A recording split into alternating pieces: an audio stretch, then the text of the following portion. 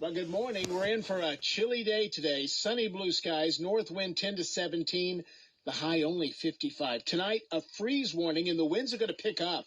It's going to get blustery, so All Hallows Eve is going to have a spooky, gusty wind and the low 28 by sunrise Wednesday. Sunshine, 53 on All Saints Day, blue skies.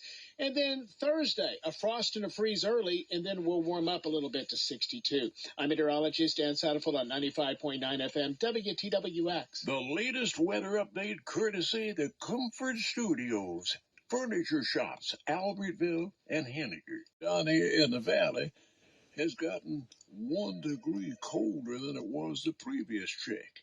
You remember we said 45 just a little while ago? It's down to 44 down here in the valley. And you folks in Albertville are showing me 42 degrees on your thermometer there at the airport on 75. That's it, news and weather together, the 8 o'clock edition on 95.9 on Halloween morning on hour number 3, the Wake Up Show. And it's Tuesday. Today's the day that we do recollections with Tony Simmons. Tony, how you this morning? Happy Halloween. Good. Yeah, doing great. We just got through eating breakfast, and I'm ready to go outside and tackle some of those leaves out there falling off the tree. Oh, you got long sleeves on? I sure do. Lots of trees, leaves on the ground. So I've got to start working on those things. I sure have. It sure does feel good, doesn't it? Yeah, it does. It's going to be great. And I was just telling Sandra, I said, well, we'll be selling lots of faucet covers tomorrow at the hardware store. Oh, good. You surely will. Absolutely. Pipe wrap, and anything that they can. Heaters, we'll be selling heaters and all kinds of things tomorrow. Absolutely. Yeah. Probably, the other day when I was there, we're selling fans, and tomorrow we'll be selling heaters. Oh, when it changes. And let's do a little talking about Halloween. You said that the growing up years for you was 50s and 60s, and a lot of good things happened, I'll bet you. Absolutely. Bruce, I was born in 1948, and I remember living out there at Bartlett, in the country about 10 miles north of Falconville. We went, our trick-or-treaters, we went houses. We don't do like trunk-or-treaters do. Tonight at our church, North Broad Street Church of Christ, at 5 o'clock, we'll be having trunk or treat. And then people could go into the fellowship hall and get candy and pies and things like that, and drinks and hot dogs there. But back in our days, us kids, I lived next door to 9 cousins. Goodness. And then we had their neighbors, and we would all, every year as kids, we'd dress up for Halloween, and we did have store-bought costumes. We'd put on whatever that we could find around home, and we could maybe get our mother's old rouge or old lipstick that she was no longer using, and maybe smear it on her face, and we'd put straw hats on and overalls, and we had about a 6-mile track that would go down from Martland Road, from our house up to Asbury Road, and then we'll go around, come back by the Martland Cemetery, and then back up on Martland Gap, and then Martland Road. We'd go door to door. There'd be about, there'd be about 10, 12 of us together, and if a family had their porch lights on, we knew that we could go there and knock on the door and go in and get all kind of good treats. Absolutely. It was nothing store-bought, Bruce. It's all treats like homemade cookies, homemade candy, fried pies. They'd put popcorn in a bag, fresh parched peanuts, maybe an apple that they've already gathered off of the family apple tree. And we'd have what we call a brown bag called a poke. We'd put it in a poke. Yeah, P-O-K-E. Yeah, that's right. We'd have it turned, kind of turned up where we'd kind of have a handle on it, and people would put their goodies in there, and we were so appreciative of it. So that's something that we could take home with us and eat, for several days. And that was just a lot of fun. And then we also would go to houses and we do what's called dry sitting. You know what dry sitting is? Well, give us an idea. All right. We'd go to a house, would knock on the door, and most times they say, if we didn't say nothing, they'd say, would you come in? Because most places we would go, just regular trick-or-treating, they would open the door and we'd go into their house there where it'd be light, they could see us and try to guess who we were. And then we'd and most times we'd tell them who we were. But some houses, we would dry sit them. We'd go on in there and just sit down on the floor and not say a word.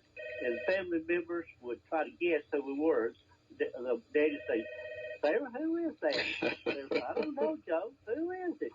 And sometimes they would give us items, our items. If they did, we'd just get up and leave. Or if they didn't offer us anything, we'd get up and leave, and they never would know who was in the group that come there. And that was so much fun. That was more fun than getting a bag full of items. It was a load of fun. Golly. It was just clean fun. Absolutely. And even after Stagger and I got married, there's a group at our church, adults now. I told them about that, what we used to do, and we would go and do that to church members, people we knew real well, and we went to one of our preachers, Jim Brown's house one time. He'd never heard of it, and we did that to him, and they were a little bit scared. He said, he called his wife and said, you think we ought to call the police to these people? We don't know who these are. Well. It was lots of fun, though. Boy, the police don't know what that's like. No, I'm afraid not. Doggone it. Well, listen, what are they planning doing this year in the Douglas area? Anything in the way, like, for example, our rescue squad has the big get-together tonight down here. There might be kids coming to Douglas Town Hall. I think in the past that come to the Douglas Town Hall. I've not heard of it, but of course, lots of people out in the country, they'll go into town to churches like we are. We'll have the trunk or treat, or they'll go to businesses, downtown businesses, and the fire department in Albertville, and they go out what they used to call, $1 Million Avenue, down Main Street where residents are, and go door to door there. And I know O'Hara Drive and some of the big affluent neighborhoods, lots of people in the country will go into town, and kids will walk from house to house to house, around a block, down the street, and then back to wherever their parents were. Sometimes they'll follow, go along with them. But in Douglas, that's the only thing I know, that they might be having something at Town Hall. But we'll be going into town, for our trunk or treat. I'll be decorating our SUV. We'll be giving out goodies there. Yeah. Seemed like, Tony, it was the 1970s when the first story came out that somebody had put something poison into some candies that they'd given kids. And back in your era, in the 50s and 60s, you didn't worry about things like that, did you? Absolutely. And I went to a Alabama Association School Board conference back in 1st of October, this month, and there was a guy, the chief drug enforcement agents for the state of Alabama, was telling how people were lacing like Skittles and M&Ms with fentanyl. Yeah. And they were in bags, putting in a bag that they would look just like what you buy at the store. And that is said. So parents have got to be very selective of the items, of who they get items from. Yeah. I think that's why I'm going to a church, like in our church and other churches that have trunk or treats, they can pretty well feel safe doing something like that. Sure. Yeah, a lot of them down here have this past weekend. And, of course, like I say, tonight the big get-together is going to be down here at the rescue squad. Oh, yeah. Okay. Well, that'll be a big gathering then. It sure is. I saw in the paper where lots of areas, churches and different business and civic groups were having trunk or treats tonight, and that's good. That's a safe place for parents to care of their kids. Yeah, that's for sure.